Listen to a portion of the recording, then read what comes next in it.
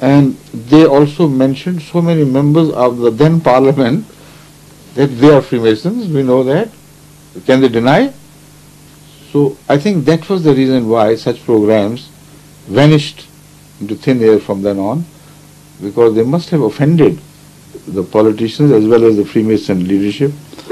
So this is what I know about it, and the rest we don't know. Thank you. Yes, please. Wa alaikum salam. Just wait a moment, please. Thank you. Thank you.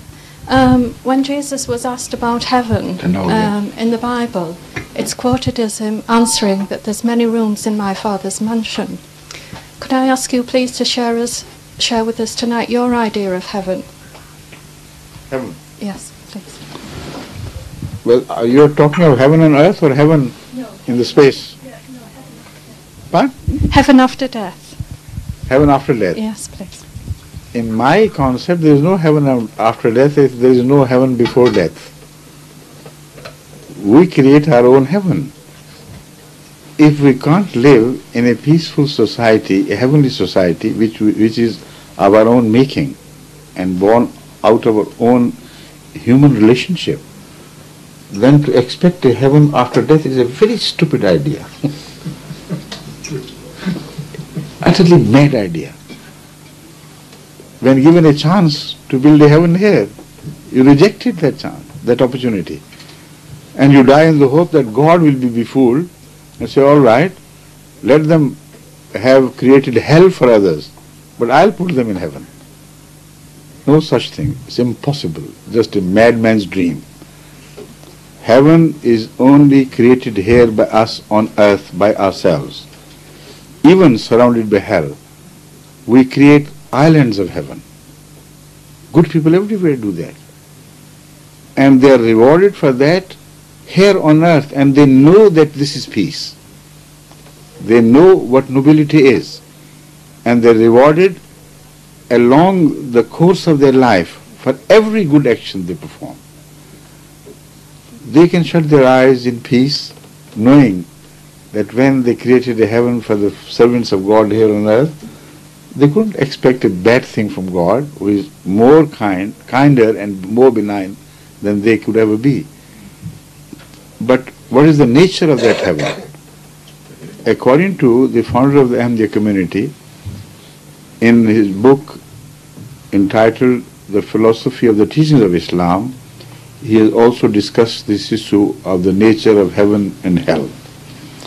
Now, it so happens that this 96 is the same year in which 100 years before this book was published and delivered first as a lecture in Lahore in a great conference of religious scholars from different religions.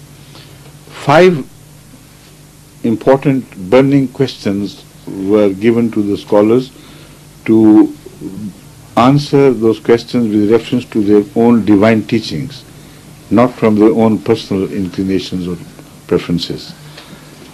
This lecture was declared to be by far the best, outstanding, by all the participants, despite the fact that they were not all Muslims, not Ahmadis either. This is being published again.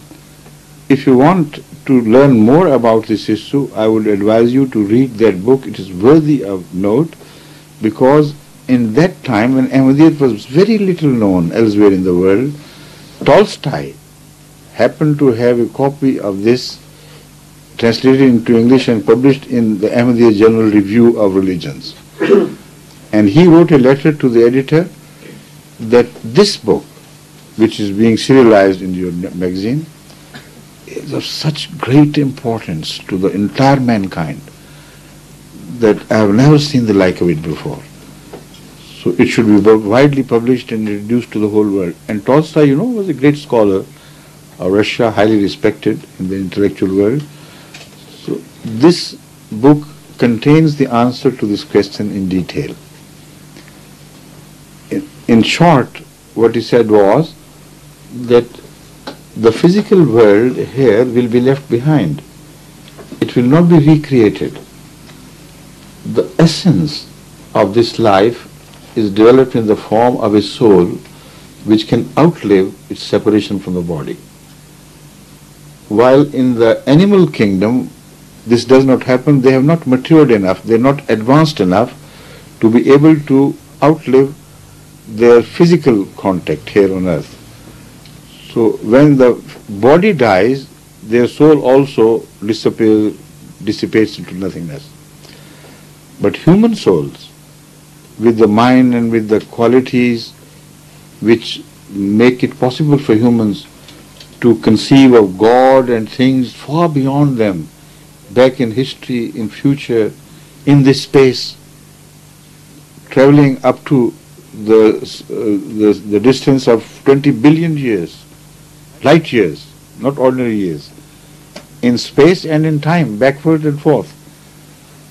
This exceptional evolution of soul, according to Hadhrat Mirza Tahir Ahmed, was with a set purpose, and the purpose was to bring it closer to the Creator. And the return of the soul to the Creator is a must. Every soul, good or bad, will ultimately return to its Creator.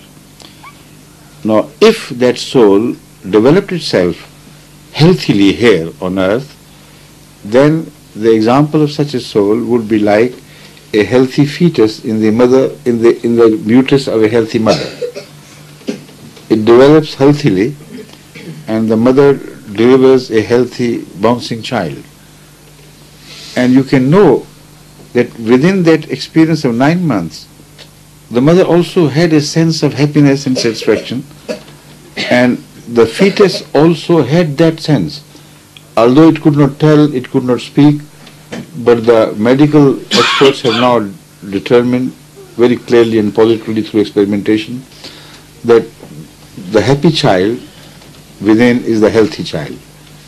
He is happy. He kicks around. That is why suddenly, one leg shoots out in one direction and the mother says, oh yes, oh what happened, and she enjoys it. But the unhealthy child settles on one side of the uterus, becomes a burden and a source of pain and suffering, and the mother knows that something is wrong. Once delivered, that child gains a consciousness which it had never possessed before during the life within the uterus. And as it grows, it realizes its defects if it is a defective child, congenitally born with some disadvantages. More conscience it gains, more hellish it becomes to realize that he is a suffering thing. These rare occasions, a small percentage of such incidents have other meanings, of course, other reasons which can be explained. But this delivers a message to man that you are responsible for nurturing of the soul within you. If you are evil, if you are unhealthy, your soul will be deprived of all pleasure when it is delivered into the hereafter.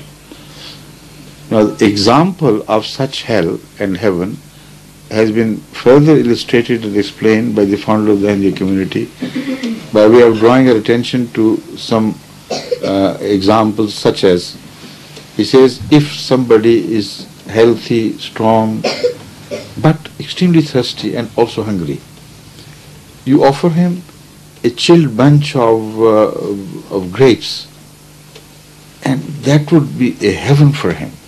It will provide him energy, it will provide him taste, it will provide him that cool shade of having chilled fruit at the time when you needed it most.